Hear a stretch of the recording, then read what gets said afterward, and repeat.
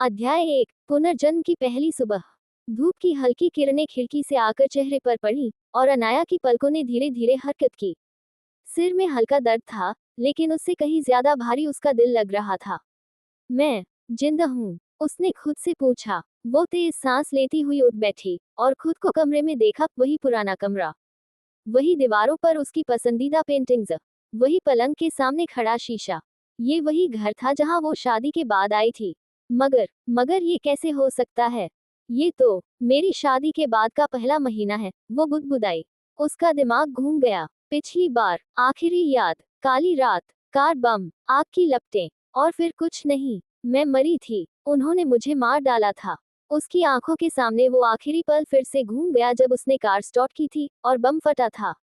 उसकी चीखें, उसका दर्द, सब याद था। और उस मौत से भी ज्यादा दर्दनाक थी वो गलतफहमियां जो उसने अपने पति आहान मेहरा के लिए पाल रखी थी। मैंने उस इंसान से नफरत की जो मुझे सबसे ज्यादा चाहता था। अनाया की आंखों से आंसू बह निकले।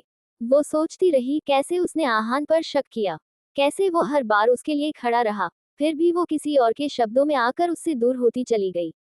लेकिन अब उसे दूसरा मौका मिला था। अब की बार मैं सब बदल दूंगी। वो शीशे के सामने खड़ी हुई। बाल खुले थे, चेहरा थका हुआ, पर आंखों में एक नई आग थी।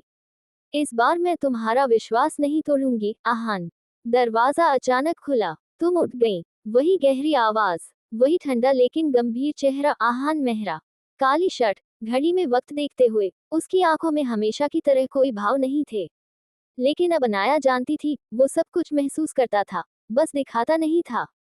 वो कुछ पल उसे निहारती रही। हाँ, उठ गई हूँ, उसने धीरे से कहा। आहान कुछ पल ठहरा, फिर बोला, ब्रेकफास्ट टेबल पर है। तुम्हें कुछ और चाहिए तो बता देना। वो मुड़ने ही वाला था कि अनाया ने धीमे से कहा, आहान, शुक्रिया। वो एक पल को ठिठका। उसके चेहरे पर हैरानी की झलक थी। अनाया ने आज तक उसे इस लहजे में धन्यवाद नहीं कहा था।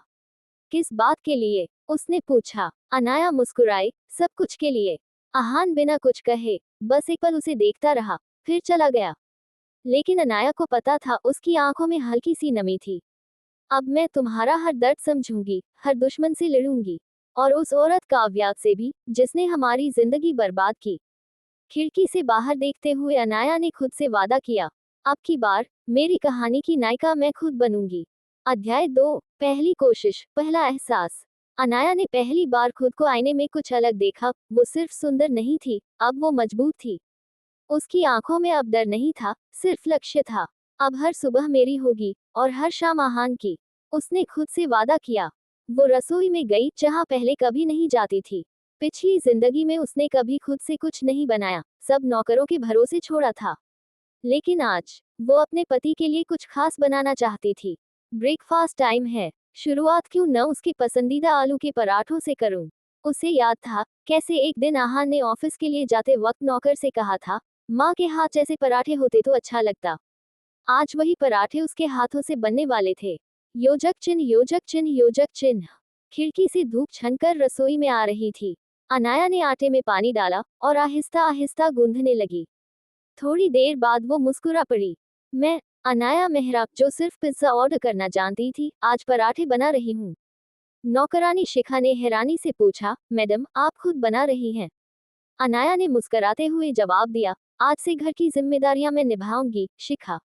योजक चिन्ह, योजक चिन्ह, योजक चिन्ह।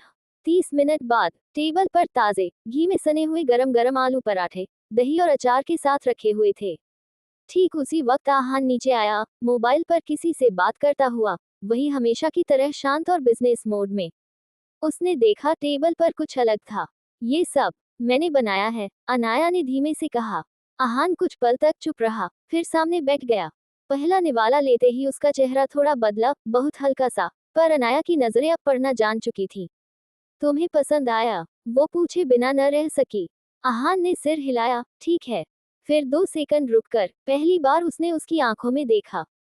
तुम्हारे हाथ का है। अनाया की मुस्कान थोड़ी बढ़ गई। हाँ, तुम्हें याद है तुमने कहा था माँ के हाथ जैसे पराठे चाहिए। आहान कुछ नहीं बोला, लेकिन उसकी आंखों में कुछ नरमी आ गई थी। योजक चिन्ह, योजक चिन्ह, योजक चिन्ह। नाश्ते के बाद अनाया ने पहली बार उसकी फाइल्स की ओर देखा। ये सब मीटिंग्स की तैयारी है। आहान ने आश्चर्य से उसकी तरफ देखा। तुम्हें इन चीजों में दिलचस्पी कब से? अनाया ने सच्चाई से कहा, मैंने सोचा है कि अब से मैं सिर्फ इस घर की बहू नहीं, तुम्हारी पार्टनर बनूंगी हर चीज में। आहान का चेहरा पढ़ पाना आसान नहीं था, पर अनाया ने देखा उसे ये बदलाव हैरान कर रहा था। और शायद अच्छा भी लग रहा था। योजक चिन्ह योजक चिन्ह योजक चिन्ह। लेकिन तभी घर का इंटरकॉम बजा। शिखा ने आकर कहा, मैडम, बाहर मिस काव्या आए हैं। अनाया के चेहरे की मुस्कान एक पल में गायब हो गई। काव्या, वो नाम जिसे सुनते ही उसकी पिछले जन्म की मौत, विश्वासघात और जहर याद आ गया। तो खेल अब शुरू हो चुका है।